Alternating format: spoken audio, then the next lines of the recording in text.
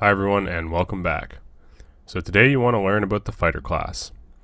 Well, through the eyes of most people, the fighter class is a basic or average class. And truthfully, I'm not going to disagree with those people. At its core, the fighter class is probably the least extravagant class in Dark and Darker.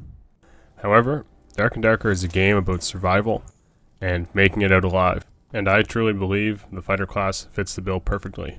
As a solo player, I found myself continually returning to play the fighter. And yes, there are many times where I was the lamb, simply there to be slaughtered. Today, my goal is to help you guys become the wolf in sheep's clothing, wielding a longsword, rather than that poor lamb. In this video, I'm simply going to go through a breakdown of, first, the pros and cons, what I think's good, what I think generally is bad. We're going to get into abilities. We're going to get into my gear, especially in combination with some of the abilities I use. Then we're going to do a kind of a breakdown of the weapons I got to try.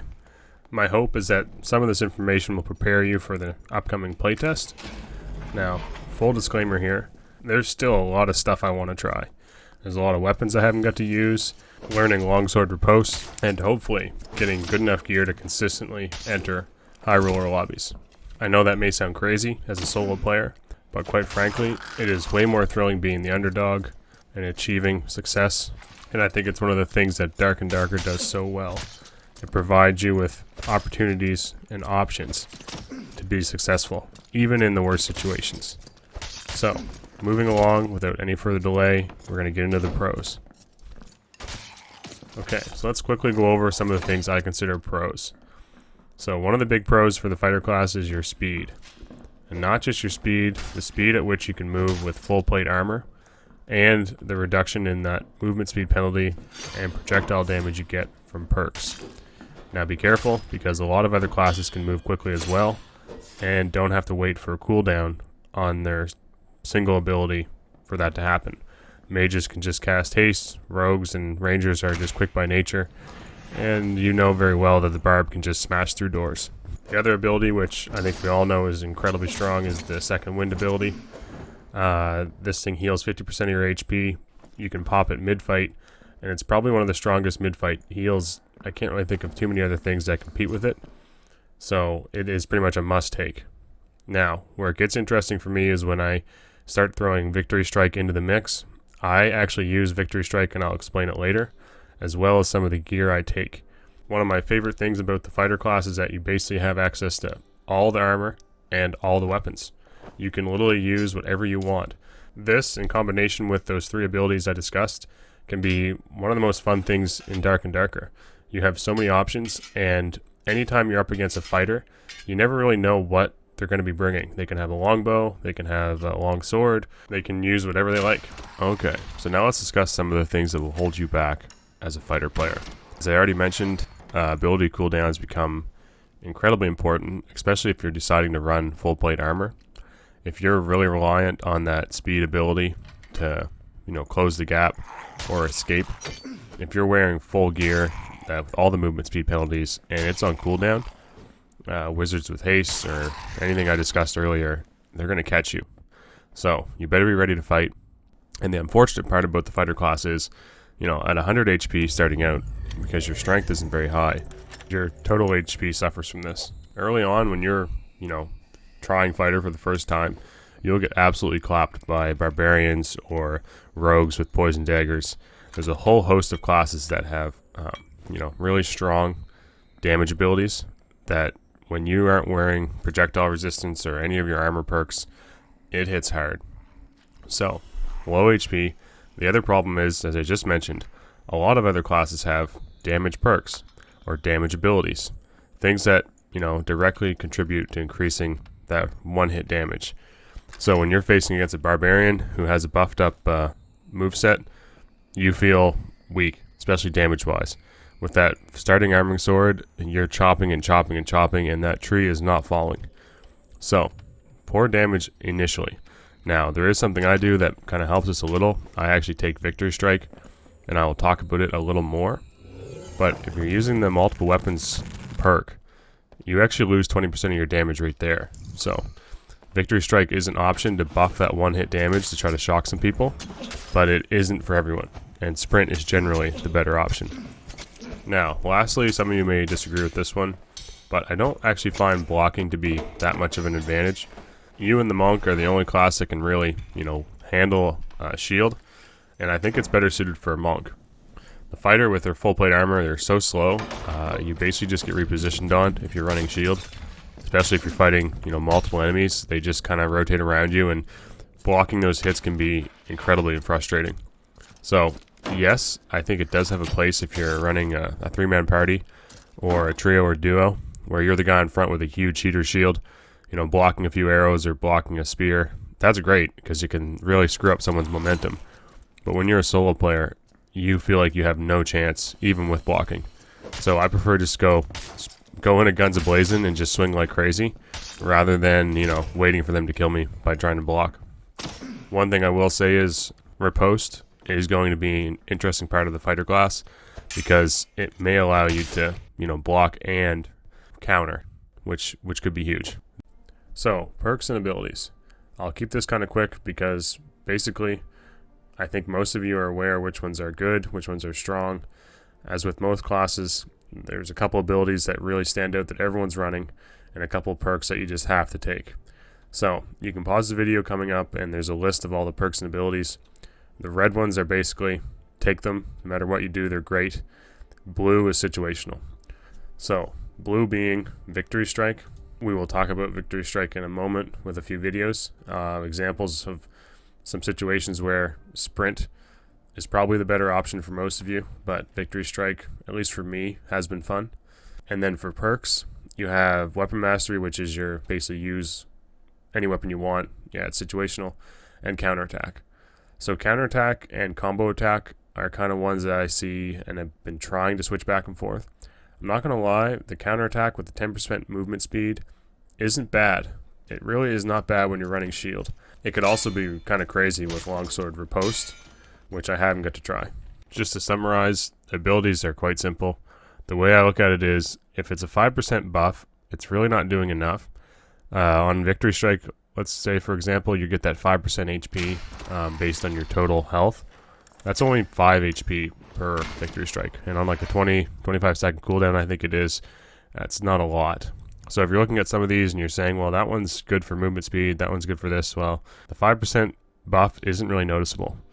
And like the attack speed one, I don't find it very useful for dual wielding at all. So basically the ones that are there, I have a feeling they'll tweak some of these as time goes on, especially some of the abilities, but for now, these are what I would use. Okay, so I do want to discuss Victory Strike, but I'm going to first talk about gear, because I think it's important to talk about gear first, because it kind of lays the foundation for maybe my choice with Victory Strike. As I mentioned earlier, running full plate armor can be kind of burdensome, and it does not help when fighting against magic damage. Unless you're running Templars, if you're running plate boots and all these other things, it actually increases the amount of magic damage you take. So, the problem I always found was getting away effectively without sprint. Because I'm using Victory Strike, the gear I like to use is basically leather boots, leather pants, and then go plate for the rest of your items. That is my kind of go-to method. And also you'll see the crossbow. The crossbow's become probably my favorite alternate weapon, because it allows you to keep your perks rather than taking the multiple weapon perk. You can just run crossbow. It is amazing at everything. So that's a quick kind of rundown of the gear I use and the reason why I do it. The other thing is I absolutely hate the sound of plate boots, so I always stick with the leather boots, and I think they give you like +5 movement speed instead of like only +3. So I'm always trying to keep my movement speed high, because I find most of the combat in this game is won and lost with movement speed, which, yes, sprint becomes incredible. However, I think it's best to have a good balance with your movement speed and your armor. You have perks that increase your armor rating and helps you with movement speed, so fully weighing yourself down with full plate just feels really tough. When you're facing off against 2 or 3 opponents, it feels like you have a really hard time dropping one of them. So, my plan for Victory Strike was always use it and hope you can kill that first guy quickly. That's the whole plan. If you can't, it's very much more a struggle. But if you're hitting close to 90, that's almost a full rogue HP bar, which I think it actually is. And the Rangers isn't much more. So if you can land a headshot Victory Strike headshot, it's for one, extremely satisfying. And two, you can almost drop a player instantly, and that follow-up swing with the longsword especially hits extremely quickly. So even if you're hitting 50 in the body on that follow-up, you're hitting for 150 damage or 140 damage rather quickly. Now, just be careful, because I would never use Victory Strike early on. I would always use Sprint, and you'll see coming up here shortly, Sprint is just better at most situations. Even PvE situations, you can get through rooms and get away from stuff a lot better. Victory Strike on a 22 damage arming sword is not doing anything for you. That 20% damage equates to next to nothing in terms of total damage on the target, and then you're on a 25-second cooldown. The only time I've actually been able to use that 5% HP bonus is when I've got a room full of spiders and I'm kind of hanging around looting for a bit, and I keep going back and killing a few spiders, getting a bit of my HP back. I don't know if this is true or not. I haven't got to test it because the playtest ended. But there were times where I felt like I was cleaving through multiple spiders and getting, that 5 HP on multiple targets, because I killed 2 or 3 spiders with one swing. Don't know if that's intentional or not, but I thought I noticed that. If I had better projectile speed on my crossbow, I might have hit this guy. But also, if I had sprint, I can probably close that gap and actually make something of this fight. Even early in the fight, you can see I'm struggling to catch people. So that can be a challenge. Okay, so you've made it this far. One last thing I want to talk about is just a bit of my experiences with some of the weapons. So you already know I like the crossbow, but I would like to discuss the mace, the falchion, the arming sword, and the longsword. These are 4 weapons. Basically did at least 5 or 10 runs with, or probably more than that. I didn't get enough experience with some of the other weapons to see if they're viable. But if you end up taking weapon mastery, you have a ton of options. I think longbow was very, very strong as well before they took some of the damage numbers off it. But the only ones I really used a lot of were the arming sword, which you'll have to use because it's a starting weapon, the mace, which we'll talk about, the longsword, and I played around with the crossbow. Don't take the windlass. It is so crap when you're trying to reload and you're just getting spammed headshot by a ranger. Just never touch the windlass. It's awful. Arming sword is fabulous. It can deal damage in tight. It doesn't clang off walls like the falchion or the longsword. As you can see right here, it's great at landing headshots, and with the combo attack, you can actually deal some pretty solid damage. My one recommendation is take at least, if possible, one that you buy from the shop. Doesn't have to be an expensive one, but if you get up to like 28 or 29, maybe even a little less than that, you'll one-shot spiders, which makes a huge difference when you're clearing mobs. Next weapon is the mace.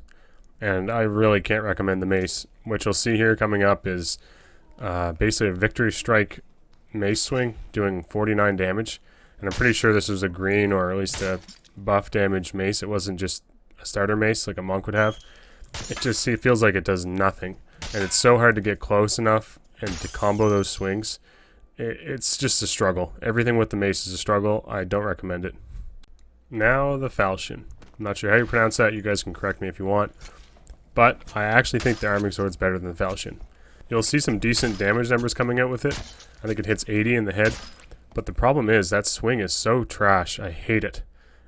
It always swings, and if you're not hitting headshots, you're catching them in the arms, which is terrible. You do absolutely no damage that way. And the follow-through is so long and delayed, you're clanging it into walls constantly. You'll see in this right here that I'm trying to fight a barb, and you're basically just banging it off the walls. I know there's probably a nice, neat way of doing this, but every time I've faced someone with a falchion, I always felt like the longsword, or even the arming sword, was way better. Finally, last but not least, the longsword. As you can see in this clip, longsword became one of my favorite weapons towards the end of this playtest.